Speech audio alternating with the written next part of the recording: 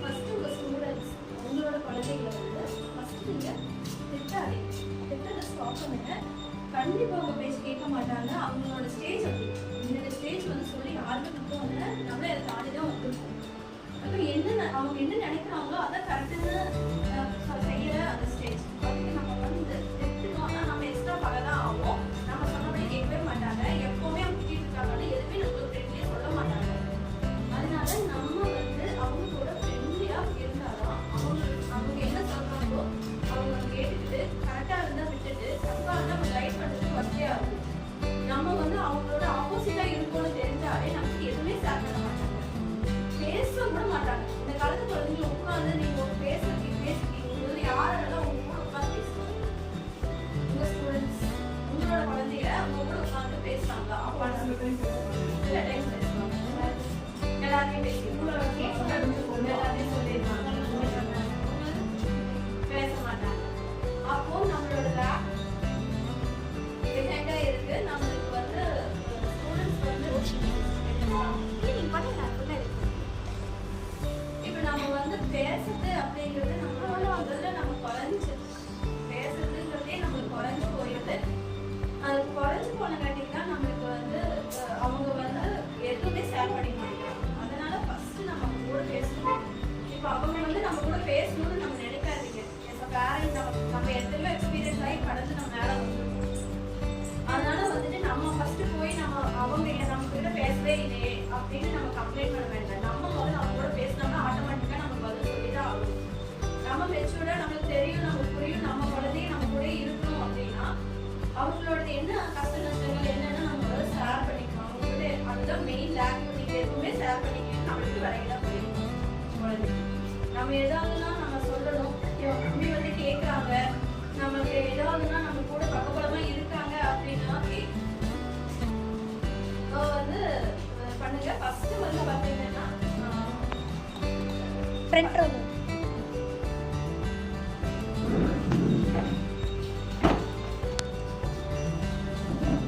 அப்ப நம்ம ஃபர்ஸ்ட் விஷயம் என்ன நான் டிஸ்கஸ் பண்ணேன்னா நீங்க ஃபர்ஸ்ட் திட்டாதீங்க குழந்தைகளை 3 மாசத்துக்கு மட்டும்.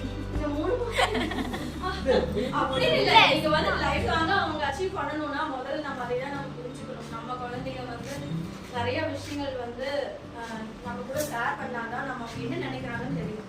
ஒன்ஸ் நம்ம திட்டோம்னா நம்ம ஷேரிங்கே இருக்காது. அப்ப அவங்க என்ன பண்றாங்க எதுவும் இருக்காது. நம்ம திட்டோம்னா பகதான் வளரும்.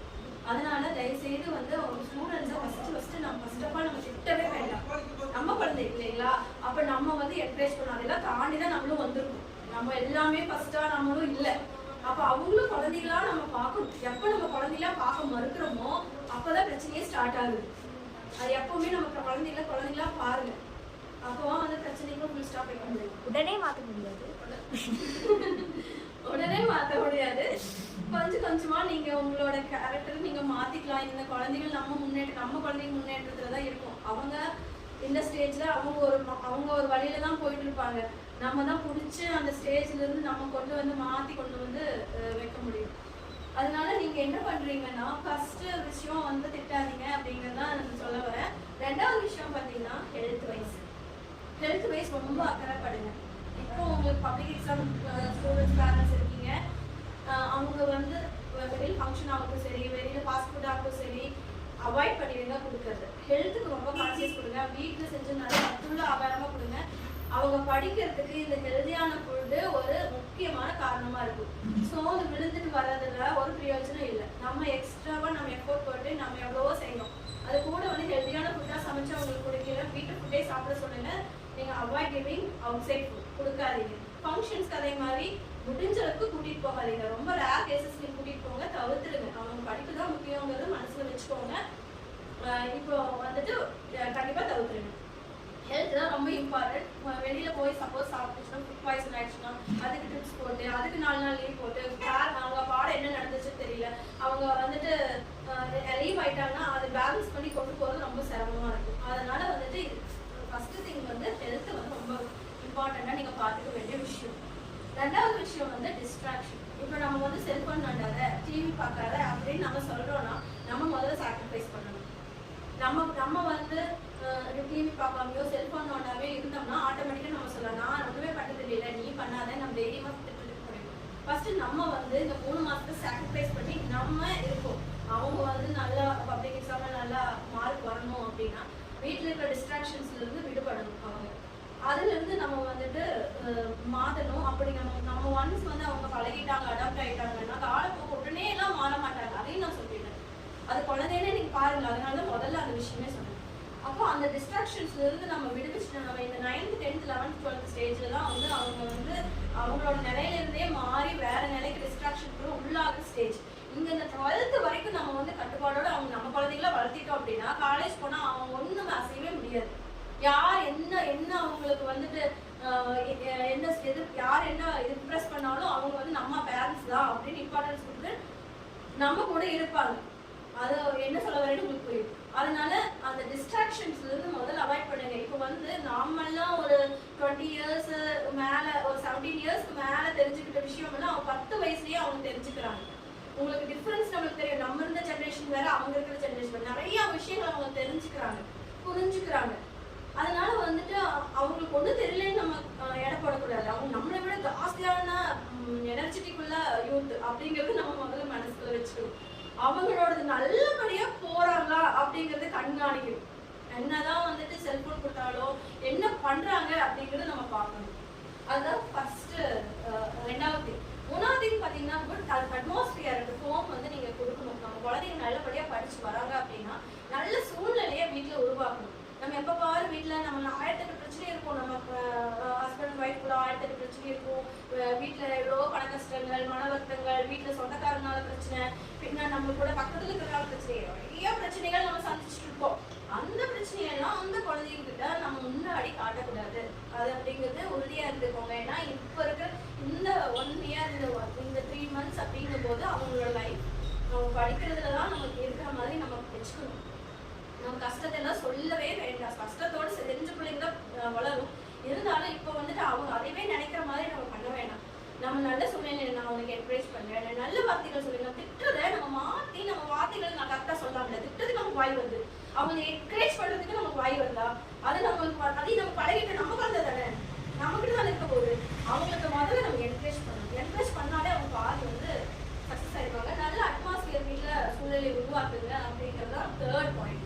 4th பாயிண்ட் பாத்தீங்கன்னா இப்போ வந்து நாங்க இப்போ உங்களுக்கே தெரியும், நாங்க 5:30க்கு கிளாஸ் வந்து ஸ்டார்ட் பண்ணியிருக்கோம். குழந்தைங்க 9 to 12 வந்து வந்துட்டு இருக்காங்க. யாரும் வந்துச்சுன்னா நிறைய பேர் வராங்க. இப்போ வந்து 5 o'clock எழுந்திரிச்சிருக்கிற ஹேபிட் வந்து 5:30க்கு 5 o'clock எழுந்திரிச்சாதான் இங்க 5:30க்கு வர முடியும். அந்த ஹேபிட் வந்து இன்னொன்று பப்ளிக் எக்ஸாம் நெருங்குது. நிறைய ஆஃபர் எக்ஸாம்ல ஃபுல் கோர்சஸ் வைக்கிறாங்க. ஈவன் 9th ஸ்டாண்டர்ட் ஏன் நான் கூப்பிட்டேன் அப்படின்னா 8th ஸ்டாண்டர்ட்ல ஒவ்வொரு டேர்ம் படிச்சுட்டு இருப்பாங்க. இப்போ 9th எல்லாம் பாத்தீங்கன்னா ஃபுல் போர்ஷன்ஸ் ஃபுல்லா படிக்கிறாங்க. அப்போ வந்து அவங்களுக்கு லாஸ்ட் போர்ஷன்ஸ்னால 8th வரைக்கும் அவங்க சின்ன சின்னதா படிச்சுட்டு இருந்தது. 9th வந்து பெருசா படிக்கும் போது அவங்களுக்கு வேர் பண்ண முடியல. நம்ம குழந்தைகளோட மனநிலைமையும் நம்ம புரிஞ்சுக்கணும். அப்ப நம்ம வந்து என்ன பண்ணணும்னா ஸ்லீப்பிங் ஹேபிட் வந்து நம்ம வந்து கத்துக்கணும். ஏர்லியரா பெட் நம்ம சீக்கிரமா சாப்பிட்டு 9:30 தூங்க வச்சிருங்க. அப்புறம் மார்னிங் வந்து ஏர்லியா ரைஸ் பண்ற ஹேபிட்டை ஹெல்ப் பண்ணுங்க. இப்போ சயின்டிபிக்கா ப்ரூவ் பண்ணிருக்காங்க. மார்னிங் 4 o'clock இருந்து மார்னிங் 4 to மார்னிங் 8 வரைக்கும் நம்மளோட பிரெயின் 100% ஒர்க் ஆகும். அப்ப நம்மளோட பிரெயின் 100% நம்மளுக்கு ஒர்க் ஆகுதுன்னா ஸ்டூடெண்ட்ஸோட பிரெயின் அந்த டைம்ல அவங்க படிச்சாங்கன்னா அது அப்படியே அவங்களுக்கு பைஹார்ட் பண்ணுவாங்க. அப்படியே போய் எக்ஸாம்ஸ் எழுதுவாங்க, நல்ல மார்க் ஸ்கோர் பண்ணுவாங்க. அதனாலதான் மார்னிங் டியூஷன் ஹேபிட் நம்ம இங்க கொண்டு வந்திருக்கோம். இது நாங்க வந்துட்டு போன வருஷம் வரைக்குமே 5:30க்கு வந்தது. நாங்க இனி இந்த மந்த்ல வந்து எல்லா 11th 12th ஸ்டூடெண்ட்ஸ் நிறைய பேரண்ட்ஸ் இருந்தாங்க சொல்லிக்கலாம். இருந்தாலும் குரூப்ல அந்த நான் எடுத்த வீடியோஸ் போகும். இனிமேல் நாளையில இருந்து 5 o'clock இங்க வர மாதிரி நீங்க சென்ட் பண்ணுங்க. 4:30க்கு எந்திரிக்கிற மாதிரி பிளான் பண்ணுங்க. 4:30க்கு எந்திரிச்சு 5 o'clock இருந்து 5ல இருந்து அவங்க 6:30 7 வரைக்கும் படிக்கிற அந்த கான்சென்ட்ரேட்டட் பவர். இப்போ வந்துட்டு நாங்கள் 9 to 12 ஸ்டூடெண்ட்ஸ் கொஞ்சம் பேர் தான் இருக்காங்க. காலையில டைம்ல நாங்கள் எக்ஸ்ட்ரா கேர் கொடுத்து அவங்களை பார்க்க முடியும். அவங்களுக்கு இண்டிவிஜுவல் அட்டென்ஷன் கொடுக்க முடியும். இங்க வந்து அவங்க படிக்கிறாங்கும் போது கண்டிப்பா அவங்க படிக்கிறாங்கன்னா அவங்க படிச்சுதான் ஆகும். நீங்க வீட்டுல என்னதான் எழுதி விட்டு படியாங்கன்னா படிக்கவே மாட்டாங்க, தூக்கி வச்சுதான் இருப்பாங்க. இப்ப இந்த ஸ்லீப்பிங் ட்ரைனிங் எப்படி அப்படின்னு பாத்தீங்கன்னா, இப்ப நீங்க எந்திரிக்கிறாங்க அப்படின்னா உடனே போய் பிரஷ் பண்ணி ரெஸ்ட் ரூம் போய் பிரஷ் பண்ண சொல்லிடுங்க. பிரஷ் பண்ணி ஃபேஸ் வாஷ் பண்ண சொல்லிட்டீங்கன்னா அவங்களோட ஃப்ரெஷ்னஸ் ஃபுல்லா அப்படியே இருக்கும். எப்ப நீங்க ஒரு பிரஷ் பண்ண சொல்லிட்டீங்களோவே அவங்க வந்துட்டு ஆட்டோமேட்டிக்கா அவங்க வந்து படிக்கணும் அப்படிங்கிற இன்டென்ஷன் வந்துடும். அவங்களே அலாரம் வச்சு எந்திரிக்கிற மாதிரி ஆயிடுவாங்க. ஒன்ஸ் ஒரு வாரம் வந்து அந்த ட்ரைனிங் கொடுத்துட்டாங்கன்னா அடுத்த வாரம் அதே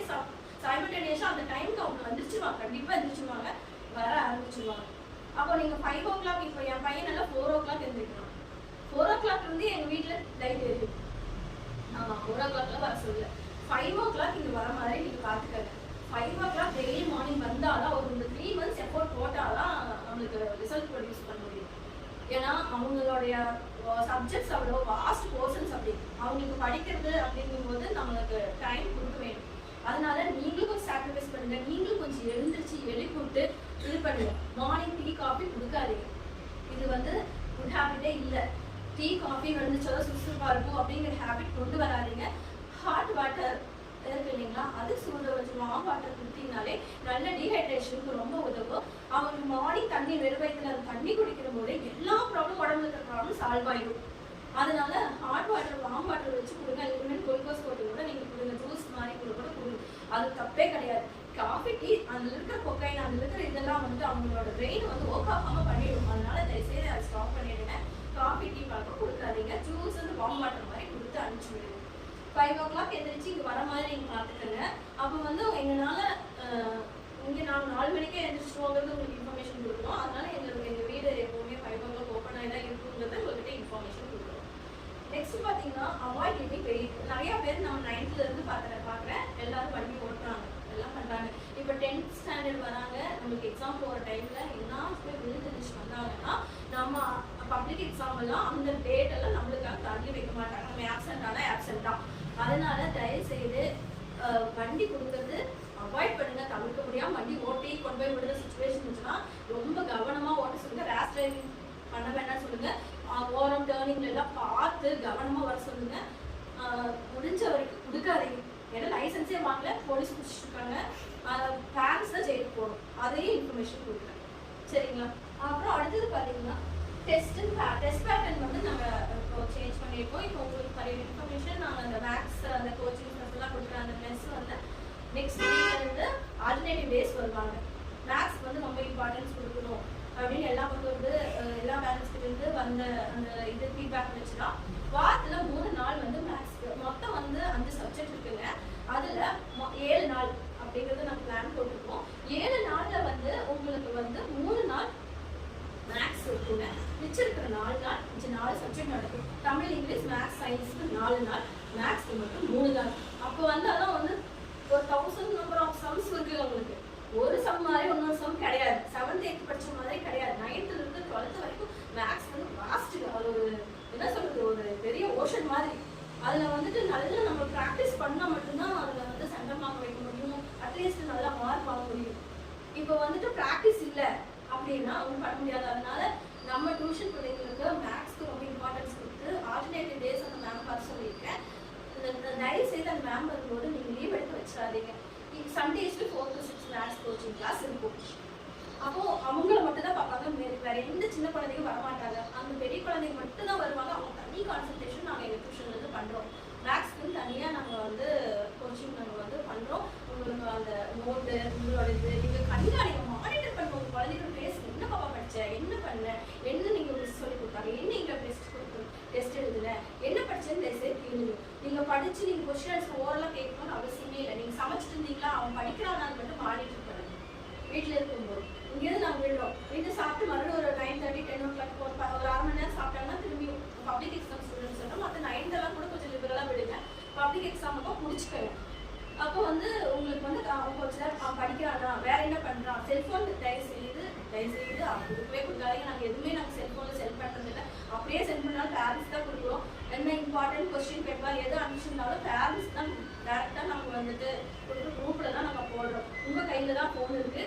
இம்பார்ட்டண்ட்டாக இருந்தால் மட்டும் நான் வந்து அதை மென்ஷன் பண்ணியிருப்பேன். இவங்களுக்கு தான் டவுன்லோட் பண்ணி வச்சுருந்தேன், இவங்களுக்கு கொடுங்கிற மாதிரி கொஸ்டின் பேப்பர் வந்து சென்ட் பண்ணியிருப்பேன். ஏன்னா நான் டீச்சர்ஸ் குரூப்பில் இருக்கிறதுனால எனக்கு எல்லா கொஸ்டின் பேப்பரும் எனக்கு வரும். எல்லா கொஸ்டின் பேப்பரும் நம்ம குழந்தைகள் 10th 11th குழந்தைங்களுக்கு போய் சேரணும் அப்படின்ட்டு குரூப்லேயும் போடுறேன். இண்டிவிஜுவலாகவும் நான் போடுறேன். ஒரு 12th பார்த்தீங்கன்னா மோனிசரில் குரூப்பில் போடாமல் உங்களுக்கு தனியாக உங்களோடதுலேயே நான் எல்லா கொஸ்டின் எல்லா சப்ஜெக்ட்ஸுமே உங்களுக்கு சென்ட் பண்ணியிருக்கேன். அதனால நீங்கள் அதை மட்டும் அவங்களுக்கு வந்து டவுன்லோட் பண்ணி பிரிண்ட் அவுட் எடுத்து கையில் கொடுத்தாலும் சரி, நீங்கள் அதை தான் படிக்கிறாங்கன்னா அதை பார்த்துக்கிட்டா மட்டும் சரி, அது மட்டும் பார்த்துக்கணும். இது வந்து நாங்கள் ஒன்றுமேல் டெஸ்ட் வைப்போம். டெஸ்ட் வைக்க ஆரம்பிச்சிடும். இப்போ வரைக்கும் நடத்தி போர்ஷன்ஸ் முடிக்கிறதுலேயே இருக்கும். இன்னும் ஒரு 4 யூனிட்ஸ் இருக்குது உங்களுக்கு ஒன்றுக்கு முடிக்கிறதுக்கு.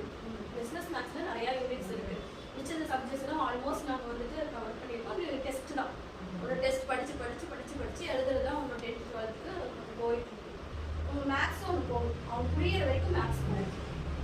ரிவிஷனும் அதே மாதிரி தான், நான் ரிவிஷன் பேட்டர்ன் அதே மாதிரி தான். உங்களோட டெஸ்ட் வச்சு ஆரம்பிச்சிடுவோம். உங்கள் டெஸ்ட்டில் பாருங்கள் என்ன எழுதியிருக்கான்னு பாருங்கள். இப்போ உங்களுக்கு சைன் பண்ணுங்க இல்லாட்டினா, அப்போ நம்ம சைன் வாங்கிட்டு போகிறோம்னு நாங்கள் சொல்கிறோம். சில பேர் வந்து அம்மா வேலையாக இருந்தாங்க, வேலைக்கு போயிட்டாங்க, எழுதி தராங்க, சைன் பண்ண மாட்டேங்கிறாங்க, ஏதாவது ஒரு விஷயம் சொல்லி உள்ளுக்குள்ள வந்துடுறாங்க. நானும் குழந்தைக்குள்ளே வந்துருந்தேன், நான் விட்டுறேன். ஏன்னா 10th 11th 12th போது நம்ம பிடிச்சாதான் அவங்க சைன் பண்ணுறாங்க, அம்மா பார்க்குறாங்கன்னு தெரிஞ்சதான் நீங்களும் பார்ப்பீங்க. என்ன இது படிச்சு கூட தான் படிச்சிருக்கியா அப்படின்னு ஒரு வார்த்தை கேட்பீங்க இல்லையா? அப்போ வந்து இல்லை இவ்வளோ இருக்குது, அதனால நான் இவ்வளோ படித்தேன்னு அவங்க எக்ஸ்பிளைன் பண்ணுவாங்க. எனக்கு படிக்கிறதுக்கு எனக்கு டைம் ஆச்சு, அப்படி எழுதுறதுக்கு இவ்வளோதான் ஆச்சு அப்படிங்கிற மாதிரி உங்களுக்கு சொல்லுவாங்க. அப்போ உங்களுக்கு புரிஞ்சுக்கலாம் இவ்வளோ இருக்குது அப்படிங்கிறத நீங்கள் தெரிஞ்சுக்கலாம். அதனால நீங்கள் சைன் போட்டிங்கன்னா கூட ஓகே தான். அடுத்தது பார்த்தீங்கன்னா லீவ் எடுக்கிறது அவாய்ட் பண்ணிடுங்க. அதே இல்லாமல் இன்னொன்று ரிவிஷன் பேட்டர்ன் என்ன சொல்கிறேன்னா, இந்த டிசம்பர் மந்த்லேருந்து சண்டே எல்லாத்துக்கும் ஹாலிடே இருக்கு இல்லைங்களா, அதில் வந்து 10, 11, 12 9th நான் விட்டுருவேன். 9th 4 to 6 தான் வரும். 10, 11, 12 ஸ்டூடெண்ட்ஸ்க்கு ஃபுல் டே. உங்களுக்கு 11 o'clock to 1 o'clock திரும்பி லஞ்சுக்கு போயிட்டு வந்து திரும்பி மறுபடியும் ஒரு 2:30 3 o'clockலேருந்து அவங்க மறுபடியும் 6 o'clock வரைக்கும் எங்கள் வீட்டில் தான் இருப்பாங்க. நீங்கள் தைரியமாக எங்கள் வீட்டில் அனுப்பலாம். நீங்கள் அவங்களை இங்கே படிக்க தான் வைப்போம். ஏன்னா எங்களுக்கு ரிசல்ட் வேணும். நாங்கள் இவ்வளோ ஹார்ட் ஒர்க் பண்ணுறது நம்ம குழந்தைய மாதிரி தான் நம்ம எல்லாத்தையுமே பார்ப்போம். இங்கே வரும்போது ஒவ்வொரு விஷயங்கள் அவங்க கற்றுக்காம எங்கள் டியூஷன் விட்டு நகர்றது கிடையாது. ஈவன் நாங்கள் play time Saturday play time வச்சாலும் கூட நாங்கள் அவ்வளவு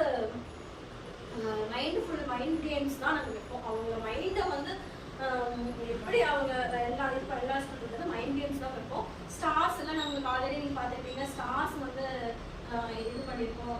ஸ்டார்ஸ் எல்லாம் அப்போ ஒரு 2 டிஃப்ரென்ஸில் தான் உங்கள் குழந்தைங்க வந்து ஸ்டார்ஸில் இதாகும். அது மோட்டிவேட் பண்ணுறதுக்காக இப்போ யாரெல்லாம் கொஞ்சம் நல்லா ஆல்ரெடி வாங்கினவங்க கூட கொஞ்சம் நல்லா வந்துட்டு இருக்காங்க, ஸ்டார்ட்டாக வந்துட்டு இருக்காங்களோ அவங்களுக்கு நான் வந்து ப்ரைஸ் கொடுத்து என்கரேஜ் பண்ணிட்டு இருக்கேன். அதே மாதிரி டிசிப்ளின்க்கு அந்த மாதிரி கொண்டு வந்துருக்கேன். நியூஸ் ரீடிங் ப்ராக்டிஸ் பண்ணுறதுக்காக நியூஸ் நம்ம வந்து கொண்டு வந்து நம்ம பண்ணிட்டு இருக்கோம். டெய்லி ஒவ்வொரு ஸ்டூடெண்ட்ஸ் எங்கள் ஸ்டூடெண்ட்ஸ் வந்து ரீடிங் பண்ணியிருக்காங்க. உங்களோட குழந்தைங்களுக்கும் சான்ஸ் இருக்கும். ஒவ்வொரு நாளும் உங்களோட ஸ்டூடெண்ட்ஸும் படிக்க வைப்பாங்க. நியூஸ் பெஸ்ட் நியூஸ் ரீடருங்கிற ஒரு அவார்டும் நாங்கள் வந்து கொடுக்கலாம் பிளான் பண்ணியிருக்கோம். அப்போ ரீடிங் ஹேபிட்ஸ் வந்து அவங்களுக்கு வந்து நல்லா வந்துடும் அப்படிங்கிறதுக்காக அதையாக கொண்டு வந்துருக்கோம். அதே மாதிரி spoken English high level English நாங்கள் வந்து டெய்லி வந்து இந்த வேர்டுக்கு பதிலாக இந்த வேர்டு யூஸ் பண்ணுங்க, ஹை லெவலில் இருக்கும் உங்களோட இங்கிலீஷ்னு சொல்லிட்டு டெய்லி உங்கள் டியூஷன் நோட்டில் பார்த்தீங்க, உங்களோட பொண்ணுங்கள அல்லது பையங்களோட டியூஷன் நோட்டில் பார்த்தீங்க அப்படின்னா நாங்கள் எழுதி போட்டிருப்போம். நாங்கள் அதை சொல்லி கொடுத்துருப்போம். எப்படி ப்ரொனவுன்ஸ் பண்ணுறது, எப்படி இன்ஸ்டெட் ஆஃப் அந்த வேர்டுக்கு வந்து இந்த வேர்ட் பண்ணால் எப்படி ஹை லெவலாக போகும். ஏன்னா இவங்க இதோட முடிச்சு போகிறது கிடையாது. அவங்க காலேஜ் அவங்களோட கரியர் அதிகமாகும் போது இந்த இங்கிலீஷ் பத்தாது.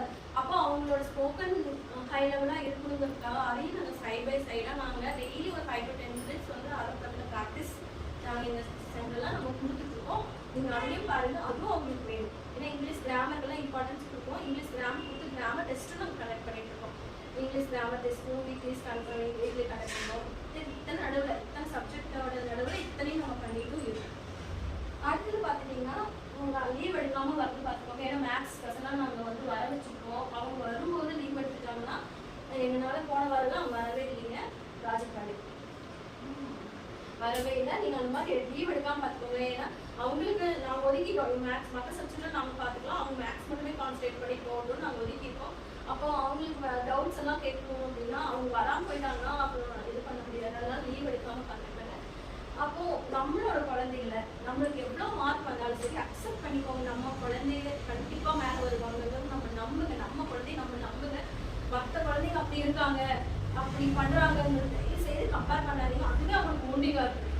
நீங்கள் தட்டி கொடுங்க, நான் நீ பண்ணுவாரா, நீங்கள் மேலே வருவ அப்படின்னு சொல்லுங்க.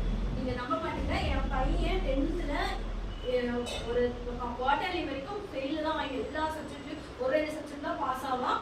ஃபெயில் ஆகிட்டு நான் திட்டவே மாட்டேங்க. நான் என் பையனை கூட கேட்டுக்கோங்க. இப்போ வரைக்கும் எந்த சப்ஜெக்டாக கம்மியாக இருக்காங்க நான் திட்டவே மாட்டேன். அவன் படிச்சது எனக்காக. அவன் வந்து அம்மா ஒன்றுமே சொல்லல, அம்மா வந்துட்டு நம்ம அம்மாக்காக நம்ம மார்க் வாங்கி கொடுக்கணும்னு அந்த எஃபோர்ட் போட்டு அவன் அவ்வளோ மார்க் வாங்கி தந்தாங்க. 10th மார்க் வரும்போது எனக்கு அவ்வளோ ஒரு ஹாப்பினஸ் எனக்கு வந்துச்சுங்க. சரிங்களா? நம்ம வந்து திட்டாமல் இருந்த பலன் எனக்கு அப்போதாங்க தெரிஞ்சுது. அதனால தான் நான் பண்ணினனால தான் ஏன் பொண்ணும் அப்படிதான் நான் அவ போக்குலயே விடுவேன், அவ போக்குலயே வளர்த்தேன். அவ என்ன டிசைட் பண்ணாலும் அவளுக்கு சப்போர்ட் பண்ணுவேன், நல்லது பண்ணும்போது சப்போர்ட் பண்ணுவேன், என்ன பண்ணுவேன். அவளும் ஸ்கூல் டாப்பரு, அவளும் இப்போ யூனிவர்சிட்டி டாப்பர்ல இருக்கா, மெரிட் சீட் இருக்கா. 3 வருஷம் ஃப்ரீயா என் பிள்ளை படிச்சுட்டு இருக்காங்க ஃபார் இன்ஃபர்மேஷன். அப்போ அந்த அளவுக்கு நம்ம வந்து நம்ம குழந்தைங்களை எவ்வளவு தூரம் என்கரேஜ் பண்ணணும். நம்ம முதல்ல மட்டும் தட்டவே வேண்டாங்க, அவங்க இன்னும் டைம் இருக்குங்க வரத்துக்கு. இன்னும் நம்ம இப்போ கூட உங்களோட 10th 12th பேரண்ட்ஸ்க்கு கூட ஒண்ணுமே டைம் இன்னும் இருக்கு. அதனாலதான் நான் பேரண்ட்ஸ்க்கு வந்து மீட்டிங்கே போட்டேன். ஏன்னா டைம் இருக்கு, நீங்க என்கரேஜ் மோட்டிவேஷன் உங்க சைட்ல இருந்து கொடுக்கும்போது அவங்க இன்னும் பல மடங்கு அவங்க வெறித்தனமா படிப்பாங்க. நீங்க தயவு செய்து என்னோட ஹம்பிள் ரெக்வஸ்ட் திட்டாதீங்க. அவங்க கண்டிப்பா வருவாங்க, நம்ம நம்புங்க. நம்ம குழந்தைங்க நம்ம ரைட்டா மேல வருவாங்க, நம்ம நம்புங்க. நம்ம நம்பிக்கை இந்த யூனிவர்ஸ் நம்ம ஒவ்வொன்று சொல்றது கேட்டுங்க, கேட்டுட்டு இருக்கோம். இந்த கேட்டுட்டு நம்ம என்ன பாசிட்டிவா நம்மளோட தாட்ஸ் இருந்துச்சுன்னா கண்டிப்பா பாசிட்டிவ் தாட்ஸ் தான் வரும். நம்ம குழந்தைங்களுக்கும் அதே எண்ணம் தான் வரும். நம்ம நினைங்க நல்லா வருவா நினைங்க, கண்டிப்பா வருவாங்க. அது நிறைய ஒரு ஸ்டோரி கூட இருக்கு. 2 செடி இருக்கும், ஒரு செடியில நல்லா ஒரு வளரும், அந்த சந்தோஷமா அந்த நல்ல வார்த்தைகள் சொல்லி அந்த செடிக்கு தண்ணி ஊற்றணும். இன்னொரு செடியில வந்து பாத்தீங்கன்னா நெகட்டிவா நீ எதுவும் வளர மாட்டே, எதுவும் பண்ண மாட்டே அப்படின்னு சொல்லி தண்ணி ஊற்றும் போது இந்த செடி வளராது. நெகட்டிவ் வேர்ட்ஸ் இருக்கிற செடியே வளராத போது இது வந்து ரியல் ஃபேக்ட், ப்ரூவ் பண்ண ஃபேக்ட். நம்மளுடைய எண்ணங்களுக்கு அந்த அந்த இது வந்து அந்த உயிருக்கு வந்து அவ்வளோ சக்தி, அதை எடுத்துக்கொள்ற சக்தி இருக்குங்கிறது ஒரு செடிக்கு இருக்கும்போது நம்ம இவ்வளோ மனுஷங்களோட கண்டிப்பாக இருக்கும். அது நம்ம எண்ணங்கள் வந்து எப்பவுமே வந்து நம்ம பாசிட்டிவாக நீங்கள் பண்ணுங்க, கண்டிப்பாக அவங்க வந்து ஜெயிப்பாங்க. நிறைய சைன் ஆகிருக்காங்க. நம்ம சொல்றது ஒன்றுமே படிக்காத ரொம்ப கீழே போய் அந்த அப்படி சொன்னாலாம் வந்து அழுதுட்டு போனாங்க, அழுதாங்க. உண்மையில கரெக்டாக சொல்லும்போது இவங்க எல்லாம் ஃபெயில் ஆகுறாங்க, எனக்கு கஷ்டமா இருக்குங்கன்னு அழுதுட்டு போனவங்க இப்போ அவனோட போஸ்டர் வெளியில பார்க்குறோம், அவ்வளோ ஹாப்பினஸாக ஃபீல் பண்ணி அவன் பையனிங்க சேர்த்தினான். அப்போ அவங்க அந்த ஹாப்பினஸ் கொடுக்கணும் அப்படின்னா அவனுக்கு நான் செஞ்சதே மோட்டிவேஷன் தான், என்னால முடியும் அப்படிங்கிற மோட்டிவேஷன் மட்டும்தான் அவங்க வந்து அவங்களோட தூரமா அவனோட மார்க் அவ்வளோ தூரமா கொண்டு வந்தது காரணமே. அதனால என்கரேஜ் பண்ணுவோம், கண்டிப்பா வரும். சரிங்களா?